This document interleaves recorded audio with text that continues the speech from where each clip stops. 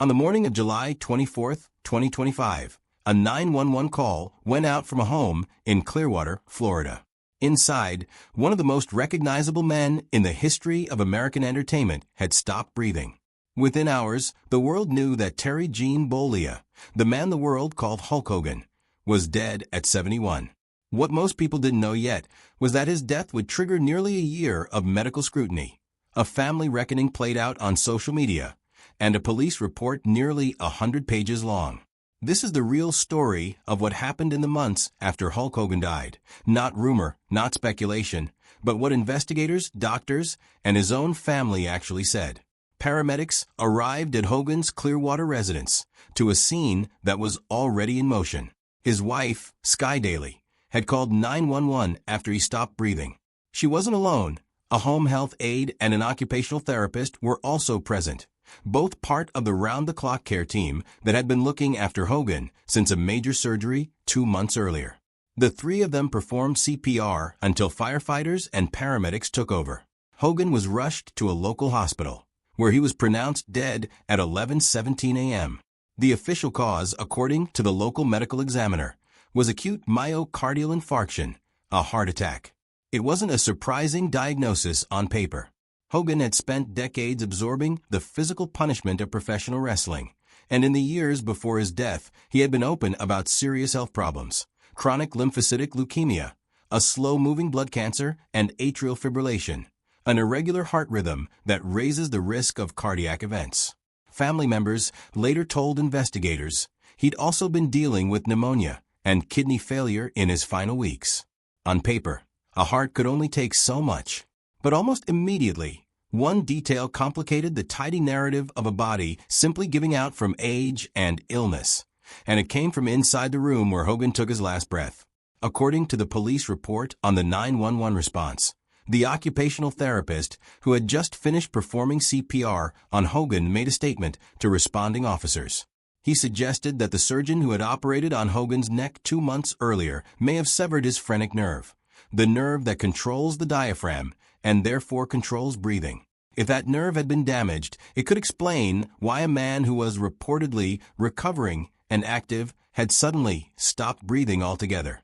That single comment, made by a shaken witness moments after performing chest compressions on a dying icon, became the seed of nearly everything that followed. The malpractice questions, the family suspicion, the what really happened headlines. It's worth being precise about what it actually was. An offhand remark from someone who, by his own later account, was still rattled from the CPR and speaking out of turn, not a confirmed medical finding.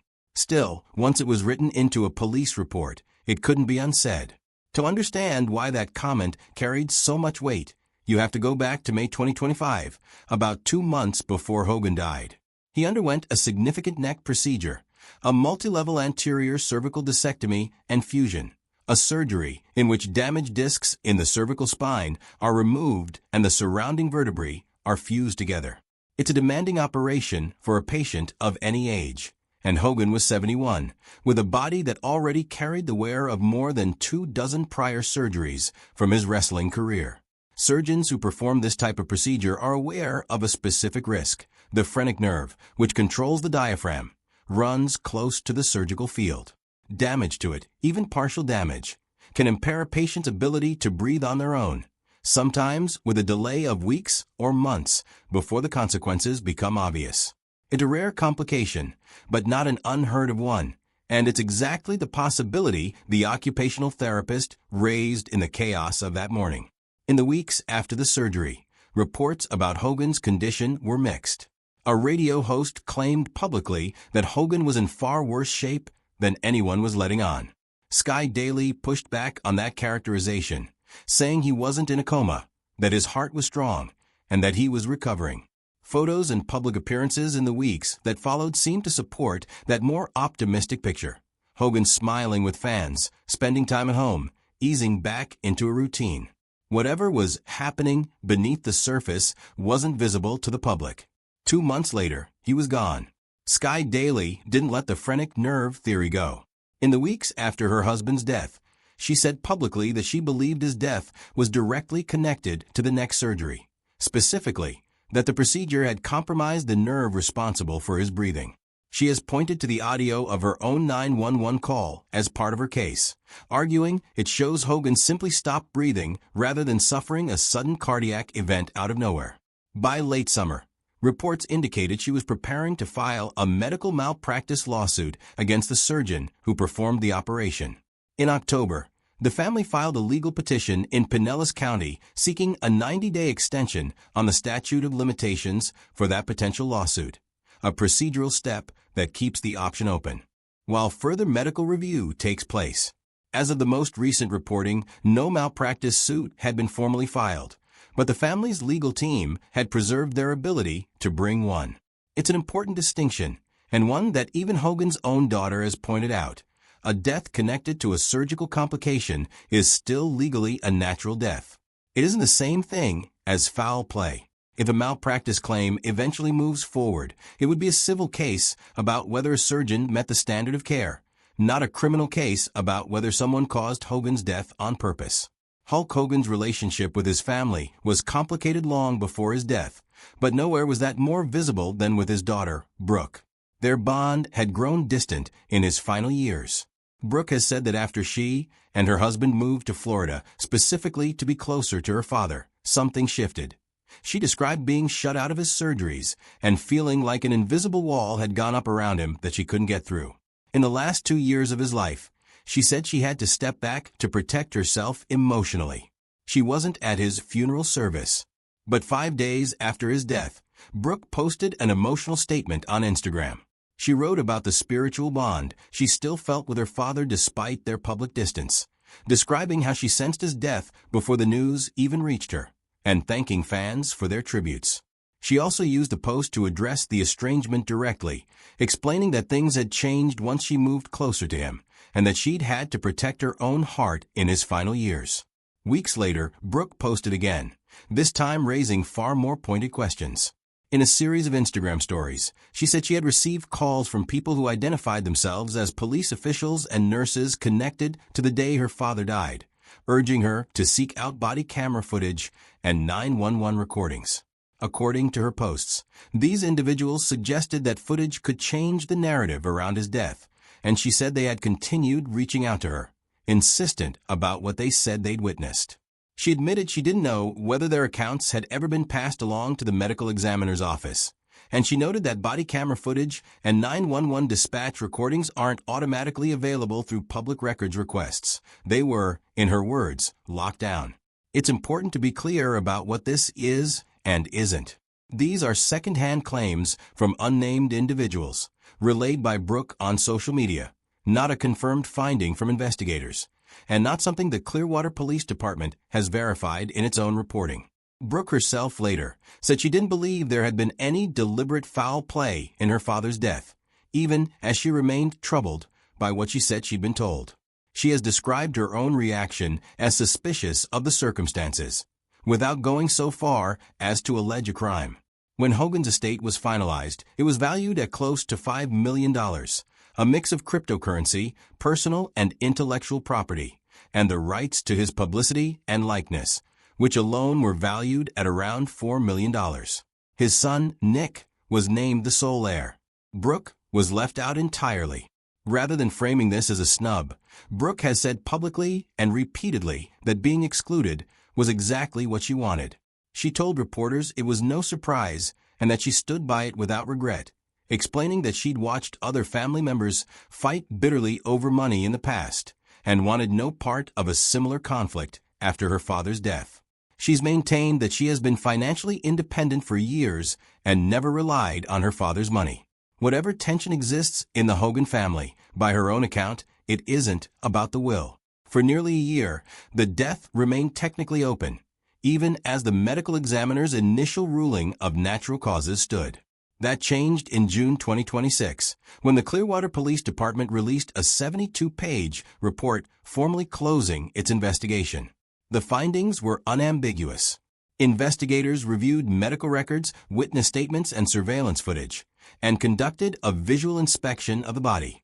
Their conclusion: there was no evidence to indicate Hogan's death was anything other than natural, and no evidence of any criminal wrongdoing. The case was closed and classified as solved, non-criminal.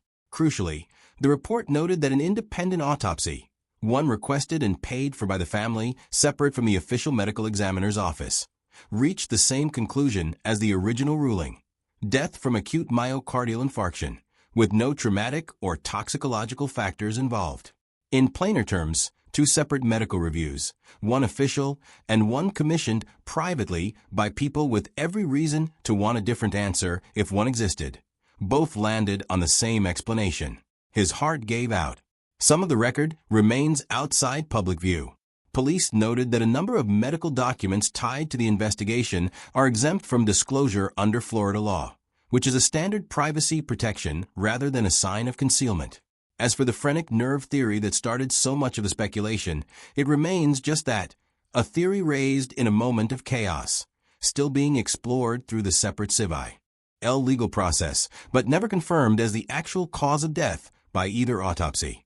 It's worth pausing on why a case that investigators considered fairly straightforward, an elderly man with serious pre-existing heart and blood conditions, dying of a heart attack, spiraled into talk of hidden motives and cover-ups at all. Part of it is simply who Hulk Hogan was. He wasn't a private citizen. He was one of the most famous entertainers on the planet, a man whose real name most fans barely used. When a public figure of that size dies, scrutiny follows automatically, and any loose thread, an offhand comment from a rattled witness, a public family rift, a widow pursuing a lawsuit, gets pulled at by people looking for a bigger story. Part of it is also that the actual facts were genuinely messy and left room for questions, even without anyone inventing anything. A recent high-risk surgery, a witness statement about a specific nerve made under extreme stress, later walked back. A malpractice claim being actively pursued by his own widow. A daughter estranged from her father for years, then posting cryptic warnings from anonymous officials about footage that could change the story. None of that required embellishment to sound dramatic. It was dramatic on its own. The difference between the real story and the version that circulated in more sensational corners of the internet is that the real story ends with an official 72-page report finding nothing criminal, while the exaggerated version invents things like secret hidden rooms and untraceable phone calls that no police report, family statement, or credible outlet has ever actually described. Whatever uncertainty lingers around the exact medical mechanics of his final morning, there's no uncertainty about what Hulk Hogan meant to professional wrestling and to American pop culture more broadly. He headlined the first WrestleMania in 1985 and became the face of WWE's explosion into mainstream entertainment throughout the 80s and 90s. His body slam of Andre the Giant at WrestleMania 3 remains one of the most replayed moments in wrestling history. He was inducted into the WWE Hall of Fame and remained a cultural touchstone for decades after his in-ring career wound down, recognized by people who had never watched a single match. His personal life was messier than his public image ever let on. 3 marriages, a public and painful divorce from his first wife, Linda, financial strain, admissions of depression and suicidal thoughts during his lowest points, a leaked tape scandal that damaged his relationship with his own daughter for years, and a final chapter with Sky Daily that friends described as bringing him genuine peace even as it drew skepticism from people close to him. None of that is separate from his legacy. It's part of it. He was, by every account, a far more complicated and human figure behind the Hulkamania persona than the character ever let on. The criminal question is closed. Clearwater police have said plainly there is no evidence Hulk Hogan's death was anything other than natural, and no evidence of wrongdoing. What remains open is a civil matter, whether the surgery 2 months before his death met the proper standard of medical care, and whether his widow's malpractice claim, if it's formally filed, can establish that in court. That's a very different kind of question than the one swirling around in speculation online. And it's the one actually being pursued by the people who knew him best. For fans, the takeaway isn't a hidden conspiracy. It's a 71-year-old man with a body worn down by decades in the ring, a heart weakened by real diagnosed conditions, and a high-risk surgery 2 months before his death that his own family still has real documented questions about, questions being handled the way medical disputes actually get handled in a courtroom, not in a mansion basement. Hulk Hogan's death turned out to be exactly as complicated as a complicated life like his would suggest.